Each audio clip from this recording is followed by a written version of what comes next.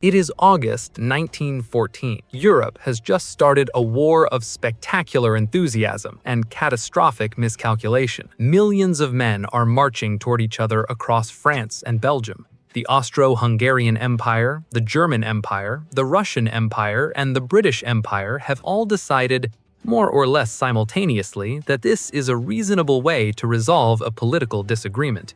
Within weeks, the enthusiasm will be considerably reduced. The miscalculation will persist for 4 more years. America watched from 3,000 miles away and decided not to get involved.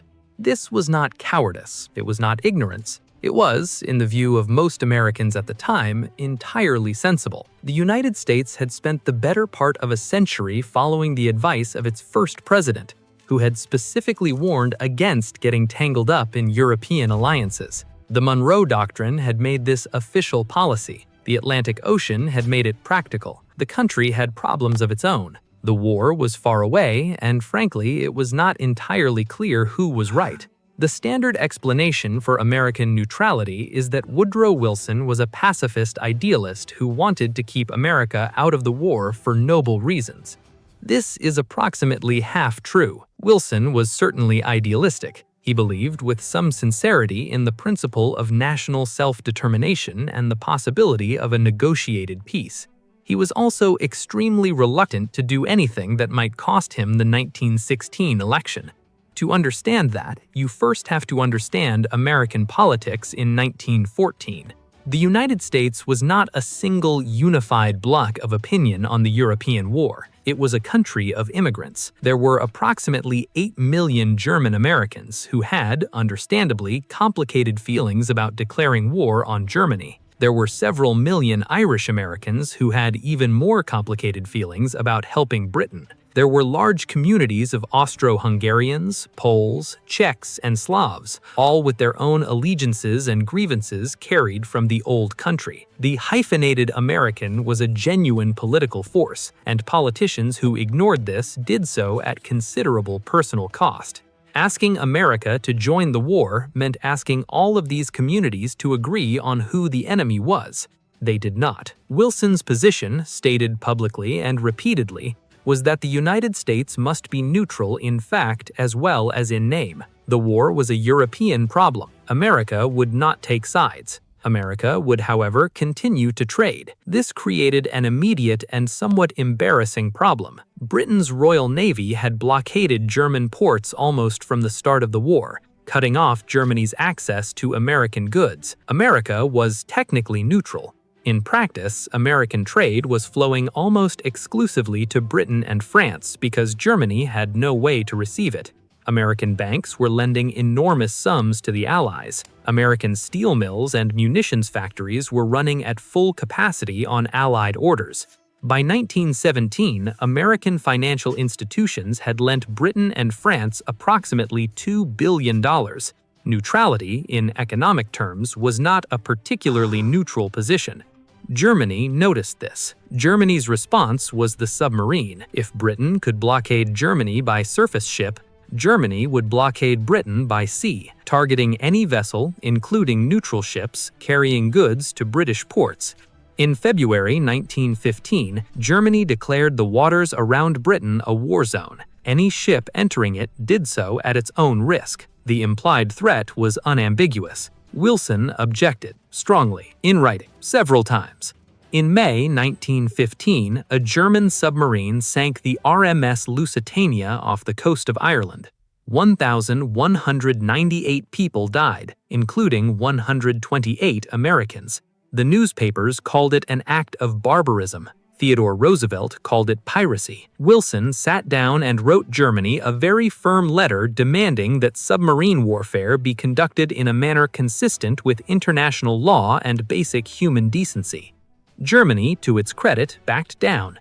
Under the Sussex Pledge of 1916, Germany agreed to restrict submarine attacks and give adequate warning before sinking passenger or civilian ships. The crisis passed. Wilson had resolved a potential war without going to war, which was exactly what he had wanted to do. He ran on this in the 1916 election. "He kept us out of war," was the slogan.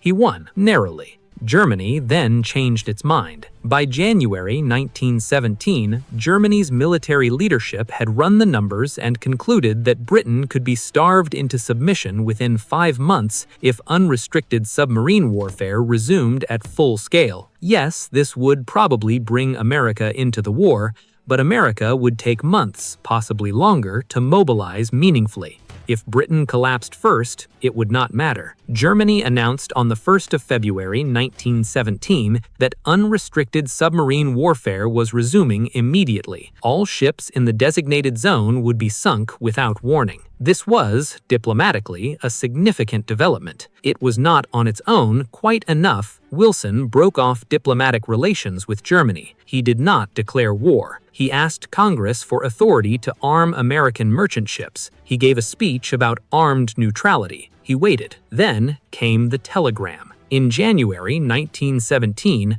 British intelligence had intercepted a coded message from the German Foreign Secretary Arthur Zimmermann to the German ambassador in Mexico City. The contents were remarkable. Zimmermann proposed that in the event of American entry into the war, Germany would support Mexico in recovering the territories it had lost to the United States in 1848, specifically Texas, New Mexico, and Arizona. In exchange, Mexico would attack the United States from the south, tying down American forces before they could reach Europe. Britain decrypted the message, verified its authenticity, and passed it to Wilson. Wilson passed it to the American press. The American public, which had been genuinely divided on the question of the European war, discovered that Germany had been actively soliciting a Mexican military invasion of the American Southwest. This changed things considerably. It was not the only thing that changed. In March 1917, the Russian Tsar was overthrown and replaced, temporarily, by a democratic provisional government. This mattered because one of the more awkward arguments against American involvement had been that the Allied powers included Tsarist Russia, an autocratic empire fighting ostensibly for freedom. That argument was now, at least for the moment, considerably weaker.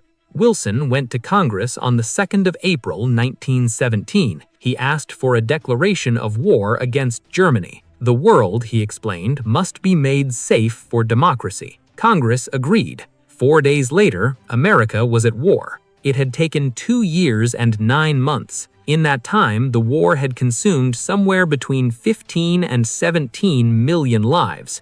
The Western Front had advanced and retreated by miles in each direction without achieving anything permanent.